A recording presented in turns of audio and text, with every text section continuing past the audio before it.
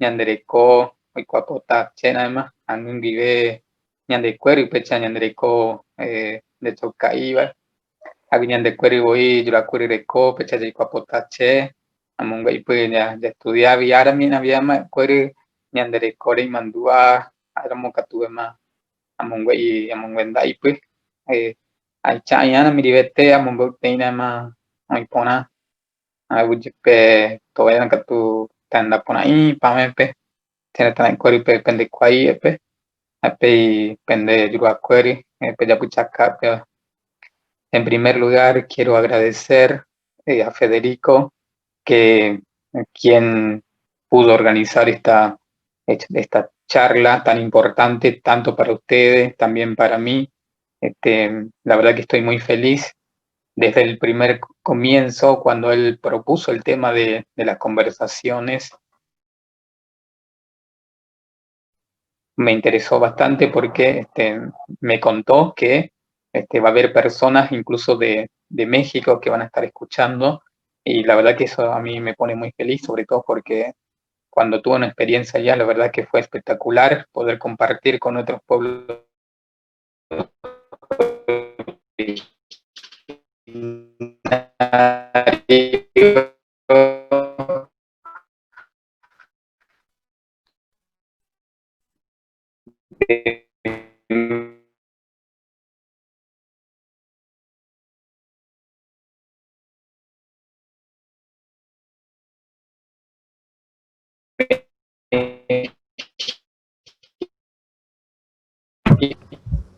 Anselmo, se te escucha un poco cortado, quizás tu conexión está fallando un poquito. Quizás puedes hablar un poquito más despacio y quizás ahí podamos entender mejor porque está cortándose bastante. La cultura pública,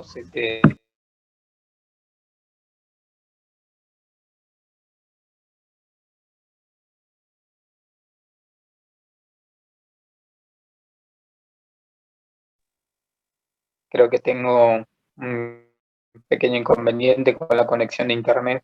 No sé si ahora pueden volver a escuchar el audio. Sí, se escucha perfecto, ahora sí. Bien. Bueno, entonces por ahí hablaba un poco de cuál era nuestra primera conversación con Federico.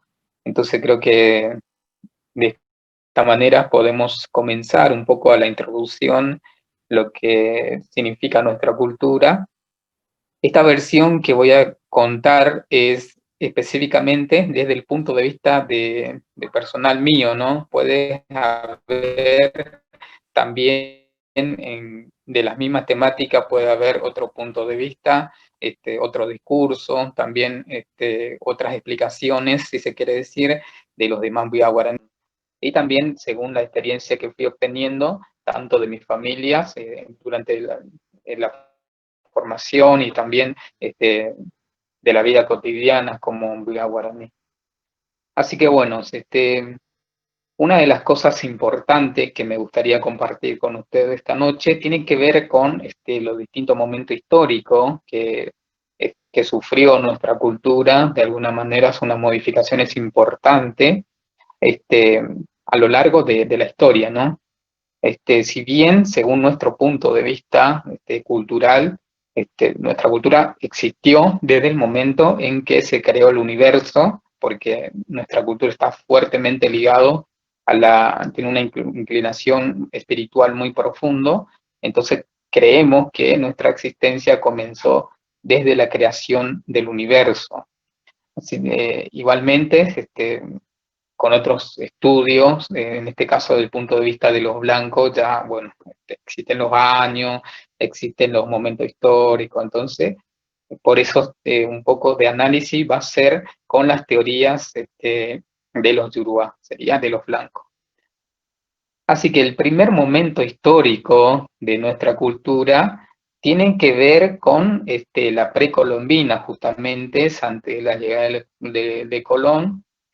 En ese contexto, nuestra cultura hasta ese momento no sufrió ninguna modificación, así que todo lo que vivimos cotidianamente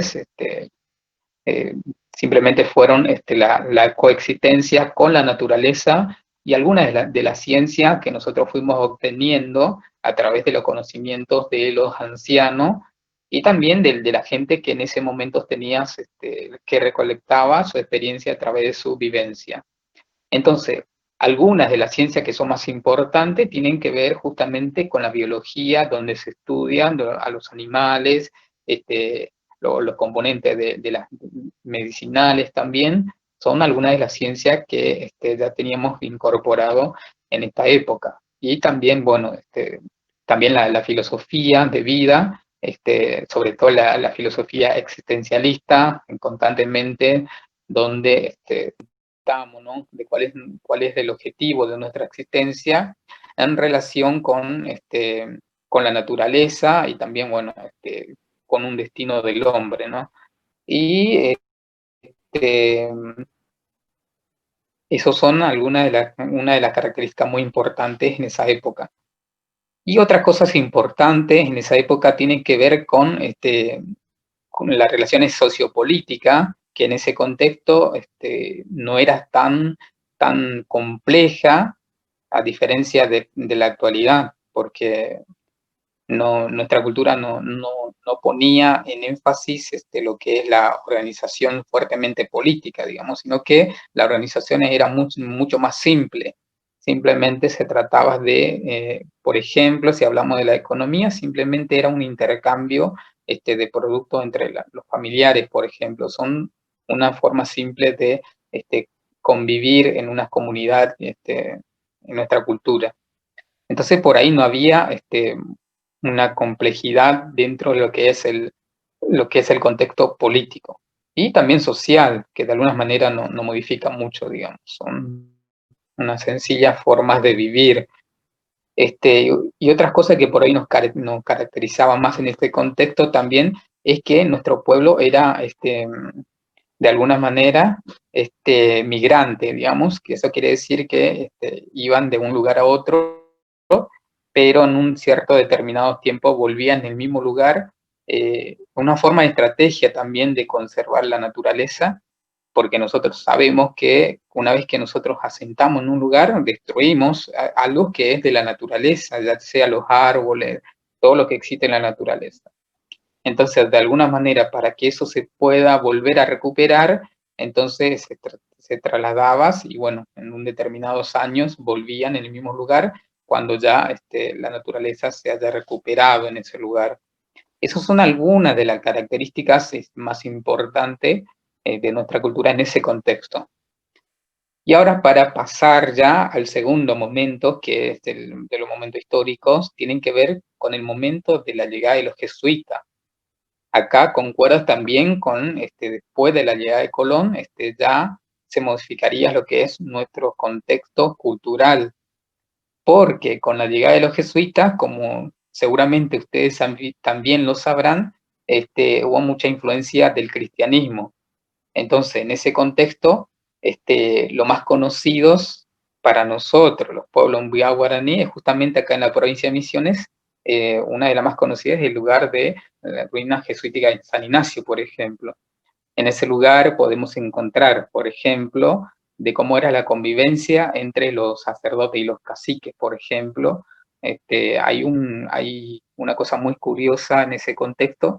Por ejemplo, cada mañana, cuando se levantaban los caciques, tenían que acercarse hasta la iglesia y dar un beso a la niña, al niño del sacerdote, por ejemplo. Una de las convivencias que modificó bastante nuestra cultura, porque recordemos que en la precolombina no había ese tipo de trato entre los miembros de la comunidad, incluso no había, se me pasó el tema de, por ejemplo, en cuanto al contexto político, en la precolombina, había, por ejemplo, Mburubichá, que es similar al cacique de actualidad, pero Mburubichá de alguna manera tiene mucho más significado, un significado mucho más amplio, sobre todo porque no es una autoridad que tiene una cualidad autoritarista, sino que más bien es una persona que tiene bastante experiencia, pero que a la vez es un simple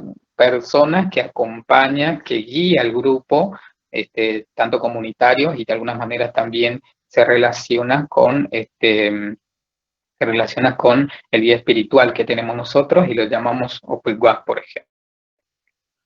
Entonces, eso sería la diferencia de tanto Purubichá y el cacique actual.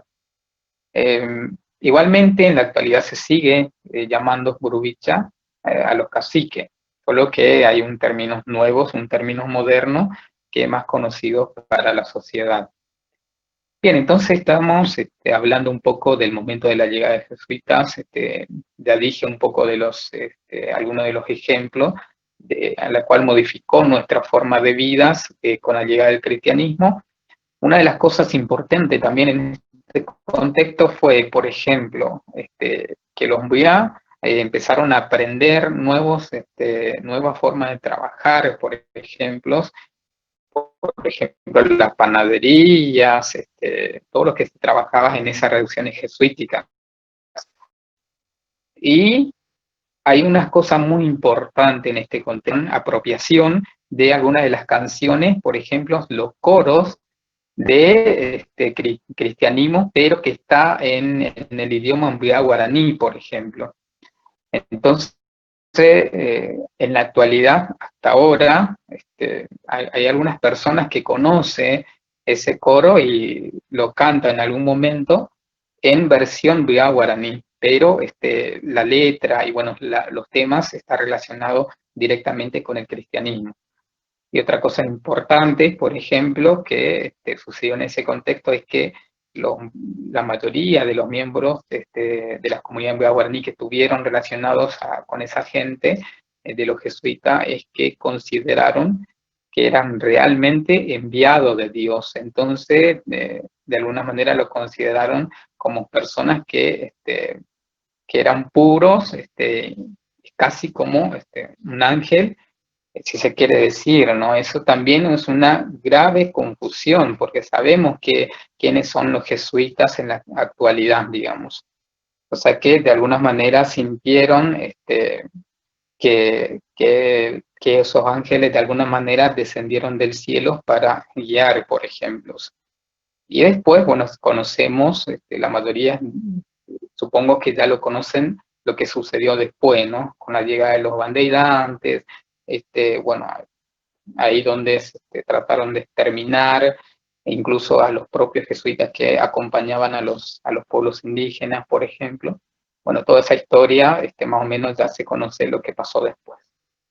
Entonces eso más o menos para hablar un poco de este contexto, que antecede a lo que vamos a hablar en este momento, que es después de toda esa lucha, después de ese momento histórico que viene el momento de lucha por el territorio. Porque, ¿qué pasó? Después de la llegada del cristianismo y de todo lo que sucedió, había personas que no querían formar parte de esas reducciones, entonces trataron de escaparse y bueno, adentraron al monte y que por eso de alguna manera también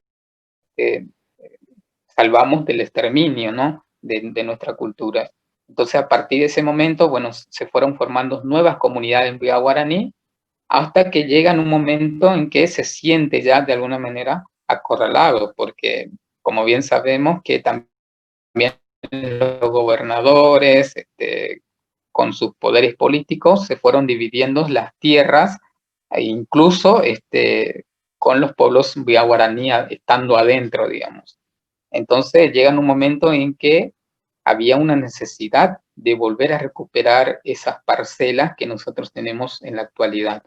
Entonces, era necesario también una nueva organización política dentro de las comunidades guaraní. Entonces, ahí es donde entra el nuevo concepto que se conoce como cacique. Entonces, a partir de ahí, las comunidades comienzan a reorganizarse y bueno, hay comunidades que tienen más años desde su fundación hasta durante todo el proceso de la recuperación del territorio. Y acá voy a especificar un poco más porque esta es la historia que por ahí ya más o menos lo voy conociendo. Las anteriores por ahí nadie que supongo que lo vivió, así que fue como un resumen, digamos. Pero en este contexto del momento de la lucha por el territorio, acá ya aparecen algunas personas que son conocidas, que muy conocidas realmente, hasta incluso tuve la oportunidad de conocer a esas personas que tuvieron realmente reconocimientos como caciques, porque fueron referentes y además fue apoyado por los miembros de las comunidades. Entonces, acá, en este contexto, quiero hablar de los caciques generales. Uno del más conocido es Duarte, que ya falleció hace poco, y bueno, él vivió en la comunidad de Tamanduá. Él fue el primer cacique general de todo el pueblo guaraní acá en la provincia de Misiones, y el segundo cacique fue Lorenzo Ramos, que también ya falleció. Pero son personajes tan importantes en este contexto porque ellos fueron los líderes que de algunas maneras trataron de acompañar a los demás líderes que también estaban en ese momento y que en la actualidad viven todavía algunos, pero que están olvidados lamentablemente. Pero estas personas que lo estoy nombrando son los que más tuvieron relevantes y que fueron más conocidos, sobre todo para la gente de afuera, ¿no? Entonces, por ahí tuvieron más reconocimiento en cuanto a su cargo. Pero decías también entonces que hay muchos líderes, tanto caciques u otros referentes, que fueron tan importantes en ese proceso de reconstrucción de nuestra cultura. ¿Y cuáles son esta lucha? Como decía, ¿no? El tema del territorio, porque cuando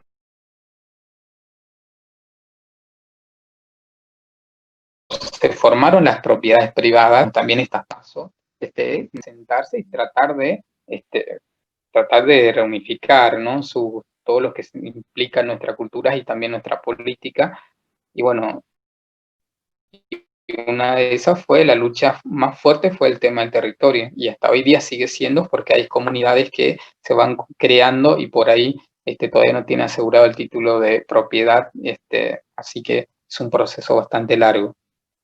Y otra cosa importante en ese contexto fue el tema de la documentación, porque hasta ese momento la mayoría de los miembros de las comunidades no tenía documento de identidad. Entonces eran necesarios también a través de las políticas internas, también externas, ya en relación con las políticas partidarias, fue necesario que la mayoría de los miembros de las comunidades fueran obteniendo su documento de identidad. Y una de las cosas importantes también tiene que ver con las escuelas, las escuelas primarias y bueno, recién en estos últimos tiempos se fueron creando también las escuelas secundarias, pero fueron gracias a esa lucha que nuestros líderes y nuestros caciques pudieron luchar en ese momento contra esta desigualdad, nueva desigualdad de algunas maneras que surgen para nuestra sociedad, ¿no? Entonces, eso sería alguna de las cuestiones que surgieron en este momento de la lucha por el territorio. Ahora ya para pasar un poco de cuáles son las diferencias con nuestra actualidad. Hay un cambio, hay un gran cambio de este momento de la lucha por el territorio en la actualidad. Pero como también ya adelanté, todavía sigue la lucha por el territorio, pero a diferencia de los años anteriores de ese momento, por ahí es que la mayoría de nosotros ya tenemos un documento de identidad donde aparece nuestro nombre, inventado por supuesto, porque cada uno de nosotros tenemos un nombre propio, tradicional y espiritual, ¿no? Entonces, a diferencia con la actualidad también es que por ahí cada comunidades ahora son un poco más independientes, cada organización de los caciques son independientes, el rol de los caciques también es independiente en relación con otras comunidades, o sea que dentro de su comunidad tiene su propia organización, su propia forma de decisión también. Algunos de los ejemplos es que un cacique puede ser en algunas comunidades muy autoritaristas, quiere decir que el cacique es el que va a tomar todas las decisiones, tanto políticas como social, y también de alguna manera económicas. pero en nuestras comunidades puede ser que no, que un cacique puede tener un rol de simplemente ser un mediador entre las comunidades y el mundo exterior, que en este caso puede ser los gobernadores que llevan adelante las políticas públicas o también los funcionarios públicos que de algunas maneras tienen de ver con las comunidades, entonces tienen que ayudar a las comunidades, y en ese caso el cacique funciona como un mediador, digamos. Por un lado, maneja todo lo que es la decisión tomada por las comunidades, por la mayoría de las comunidades, y eso los tramite afuera, ¿no? Con otras personas que se encargan de las gestiones públicas. Y por otro lado, también se encarga de extraer información desde afuera, ¿no? Cuáles son el proceso de lucha, por ejemplo, cuáles son los proyectos que se están creando, por ejemplo, para las comunidades. Entonces, en ese sentido, el cacique es realmente un mediador. Como decía, ¿no? También la elección de los caciques también son diferentes. En algunas comunidades son elegidas por la mayoría de los miembros de las comunidades. En otras comunidades puede ser que un cacique se autonombre como cacique, y así van variando los diferentes roles y también las diferentes elecciones de los caciques. Pero lo ideal para todos los caciques es que sean elegidos por la mayoría de las comunidades, por lo menos más del 60%, y que recorridos de vidas que puedes tener tienen que ser un mediador entre las comunidades y el mundo exterior. Eso sería lo ideal para mí. Bueno, en todo caso, es una característica general que algunas comunidades sí tienen. Y otras cuestiones por ahí muy importantes en la actualidad nuestra es que tenemos una realidad muy diversa en cuanto a los miembros de las comunidades. Estoy hablando de las condiciones de vida, por ejemplo, sobre todo las económicas, porque hay familias que tienen de alguna manera un ingreso bastante importante, suficiente en algunos casos, muy poco en realidad, de la familia, pero hay familias que no tienen ningún ingreso, entonces sufre bastante la supervivencia para encontrar, ¿no? Los cuatro básicos fundamentales para la supervivencia humana, por ejemplo, el tema de la salud, la educación, la alimentación y sobre todo el tema del territorio.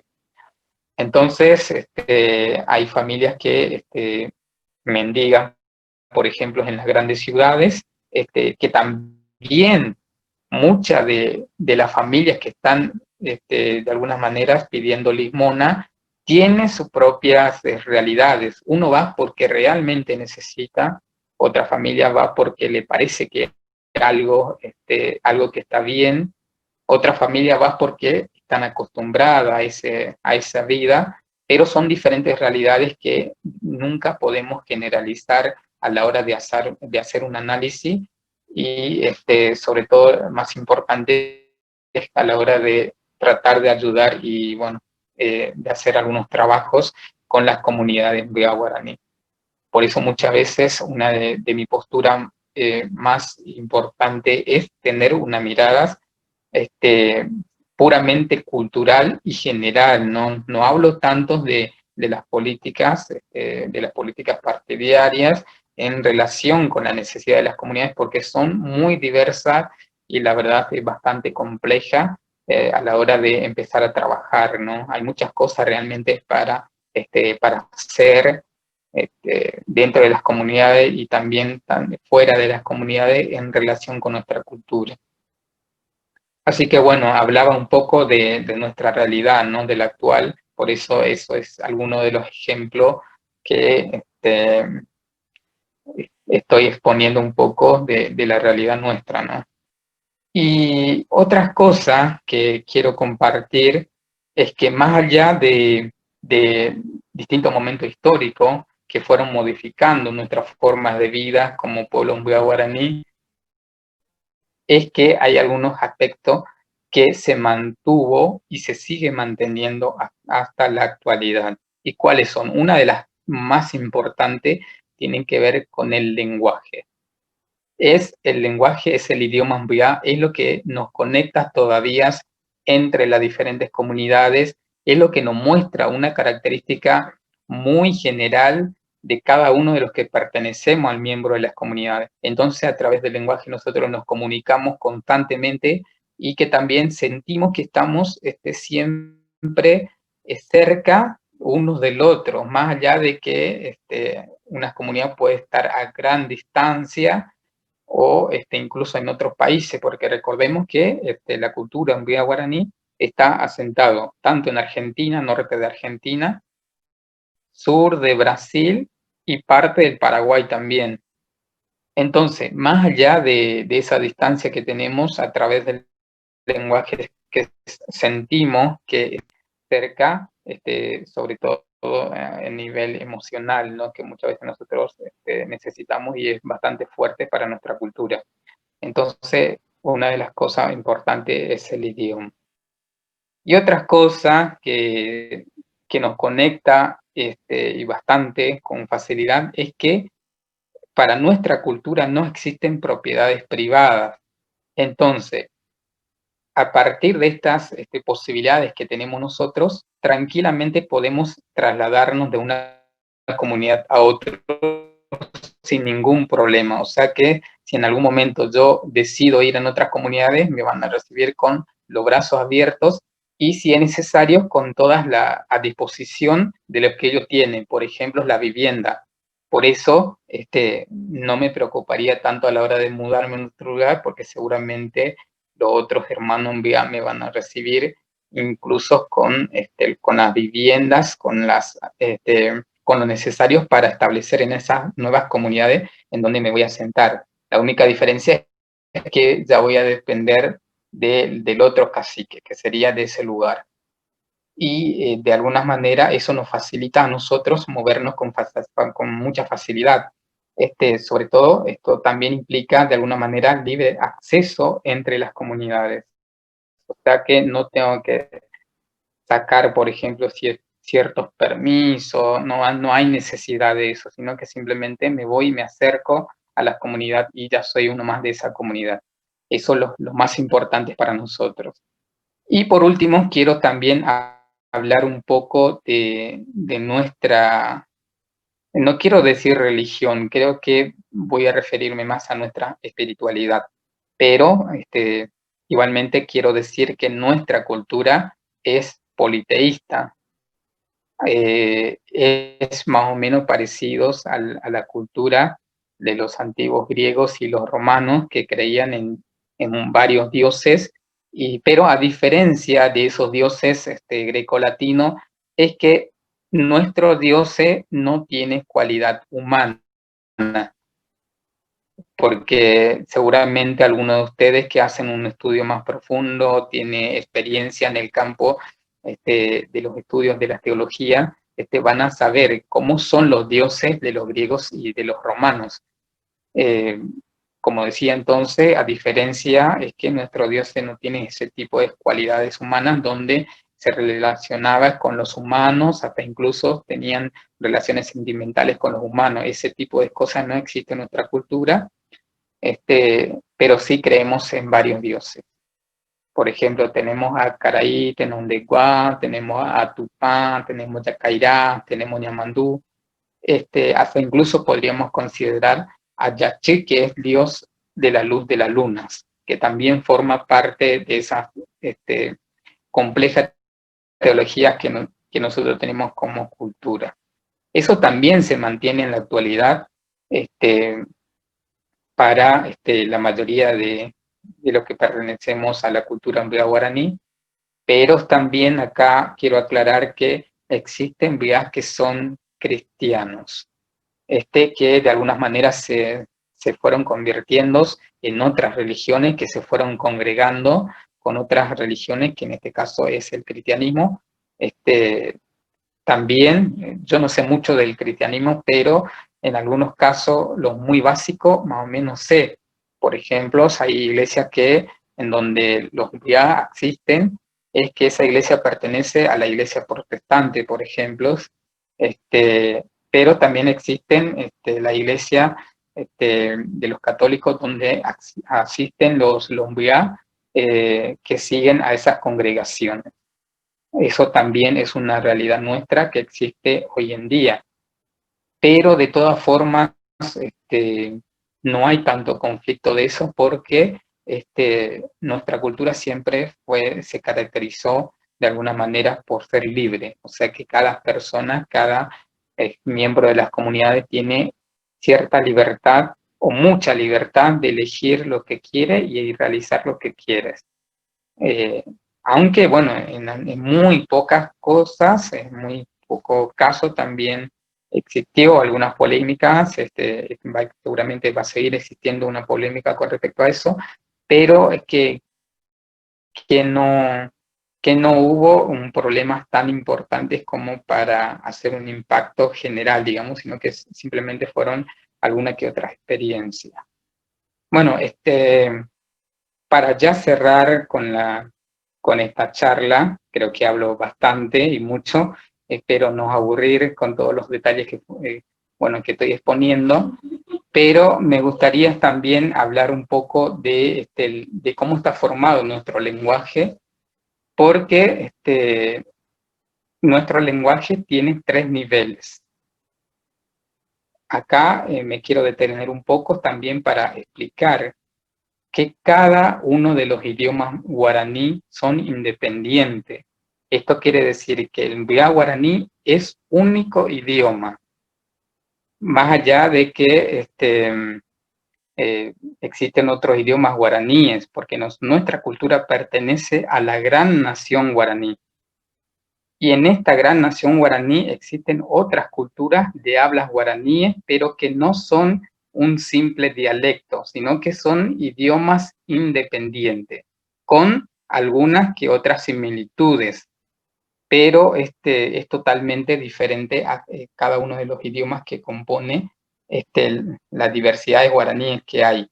Por ejemplo, la más cercana a nuestra cultura es el guaraní chiripá, por ejemplo. Ellos también hablan en guaraní, pero con bastante diferencia, y que esta cultura siempre vivieron cerca de nuestra cultura y hasta ahora se siguen viviendo, pero que en ningún momento se mezclaron con nuestra cultura en cuanto al idioma. Digamos, ellos tienen sus propios idiomas, sus propias culturas.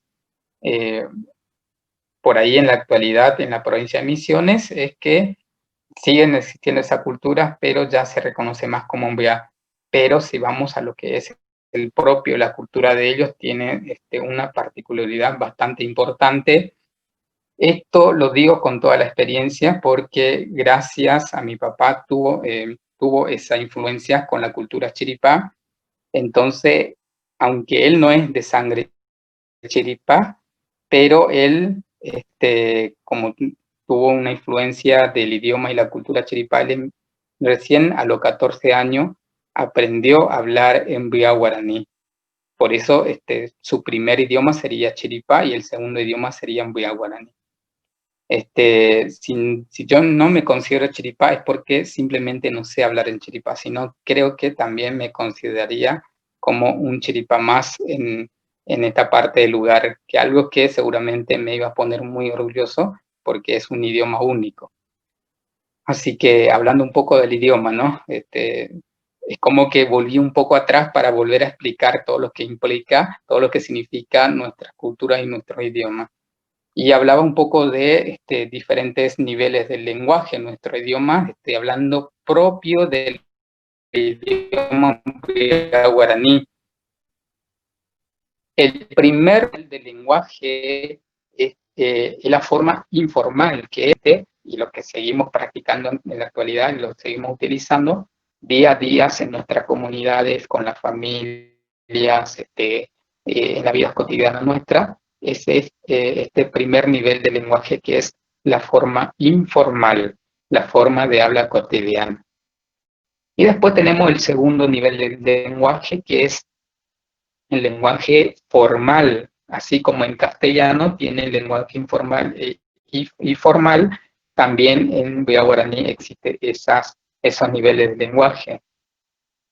Cuando hablamos de niveles del segundo nivel del lenguaje guaraní, en este caso de la forma de habla formal, acá aparece la característica, por ejemplo, de las formas metafóricas, las irónicas, todas esas características textuales que diferencian del primer nivel. Y el tercer nivel de lenguaje es similar a lo académico.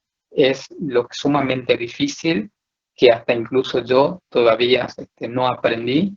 Tengo que en algún momento tratar de aprender ese lenguaje. No sé si lo voy a lograr porque es sumamente difícil y no es cualquier persona el que logra este nivel de lenguaje, que es lo que decía entonces, que es similar a lo académico. Por eso nuestro lenguaje es muy rica, y también es muy importante para nosotros, los pueblos guaraní. Bueno, acá voy a cerrar más o menos la charla para esperar un poco la devolución de alguno de ustedes, si quieren hacer alguna pregunta, algún aporte, lo que sea. Ahora quiero escuchar a ustedes para de algunas maneras también saber si no están durmiendo. Perdón que soy un poco bromista también, así que bueno, lo escucho a ustedes.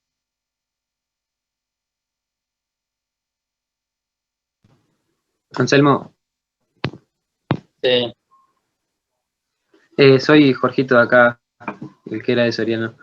Mi pregunta era, aparte del lenguaje que los liga aún a sus antepasados, ¿hay algún otro elemento que los ligue, aparte del lenguaje, a la cultura que tenían, a la cultura precolombina? Sí, sobre todo la parte espiritual. O sea, por eso decía, no quería decir religión, pero parece que tiene un carácter religión, que es, nosotros tenemos las inclinaciones espirituales en cuanto a esta clase de politeísmo, ¿no? De creer en varios dioses.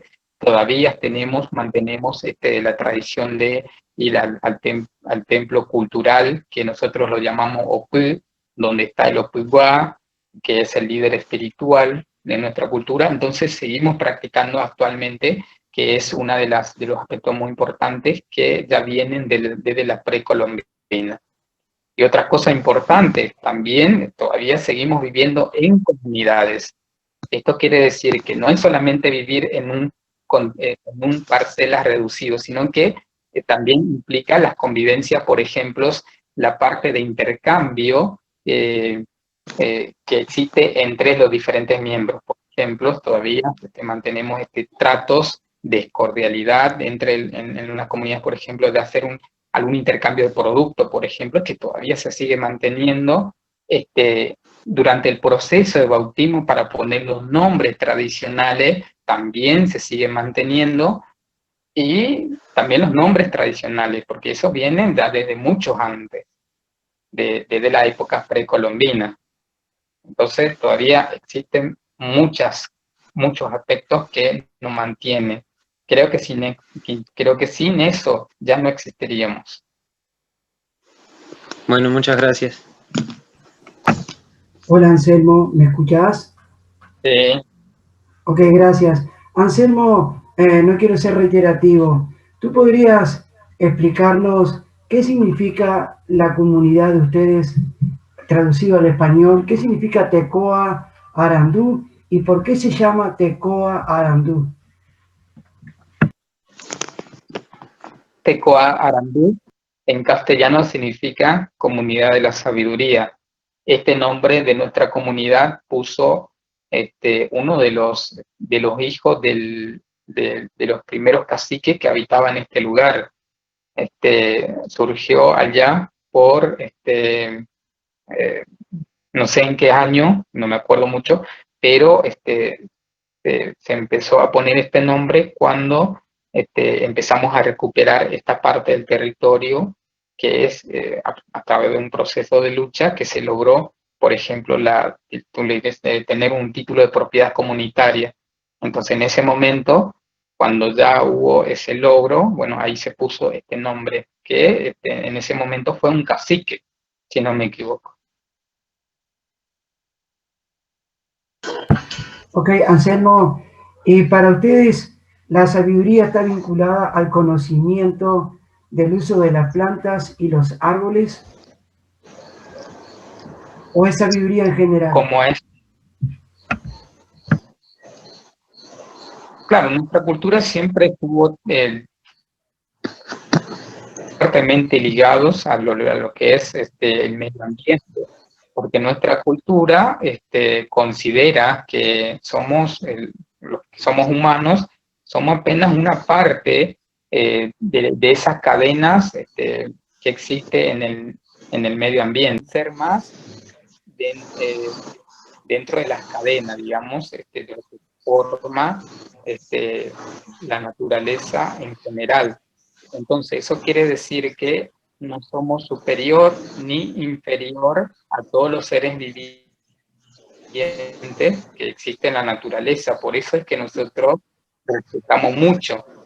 Y hablando un poco de esto, me gustaría agregar que aparte de los dioses que nosotros conocemos, como nosotros los consideramos como nuestro creador, existe también otros dioses que son encargados de cada uno de los componentes de la naturaleza, que nosotros no le llamamos Dios, sino que nosotros le llamamos Cheramoy, que significa abuelos, por ejemplo. Pongamos que en algún momento quiero ir a un arroyo, no sé, a refrescarme.